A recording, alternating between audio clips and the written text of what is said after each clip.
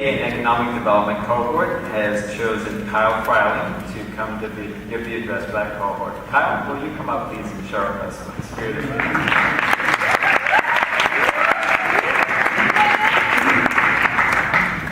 All right. So I want to be honest with you today by saying that when I first found out that I've been voted by the cohort to represent the MBA students, I was not excited. My first inclination was to try to find another classmate to pawn this off on, but I found no one. I was told by those around me that this was a wonderful opportunity, a compliment, even a privilege that I should be proud of. But I couldn't think of anything to say, and since I didn't know what I could contribute, I was a bit nervous. And then also I found that I'd be following Clinton, and how can you possibly follow someone with a South African accent? However, after a few days, I begrudgingly accepted.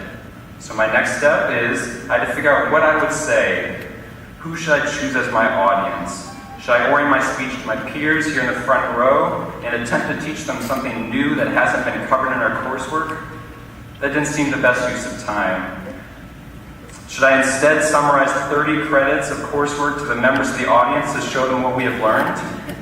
As much fun as it would have been to hear 10 minutes of quotes from Ron Sider, Jeffrey Sachs, and John Maynard Keynes, I figured I would spare you the trouble, spare you the problem. Perhaps I can instead throw out some wonderful pearls of wisdom to inspire the graduating class.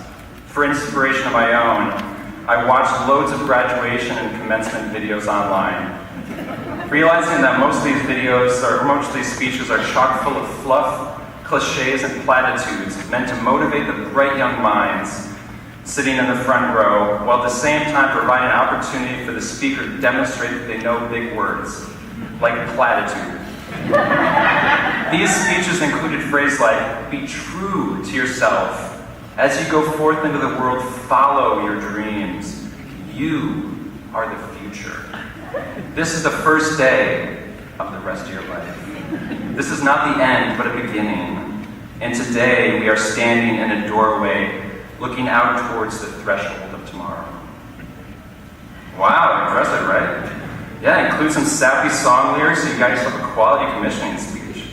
While this would have been the easy solution, I figured that I should take a different approach. To start with, I had to try to understand what getting a master's degree actually means. During this last year, there were times when it seemed to me that everyone must be getting a master's degree.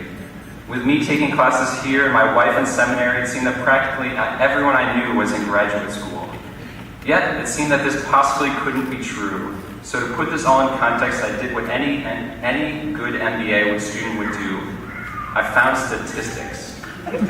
According to a 2010 study, less than 7% of adults in the world have an undergraduate degree. So less than 7%.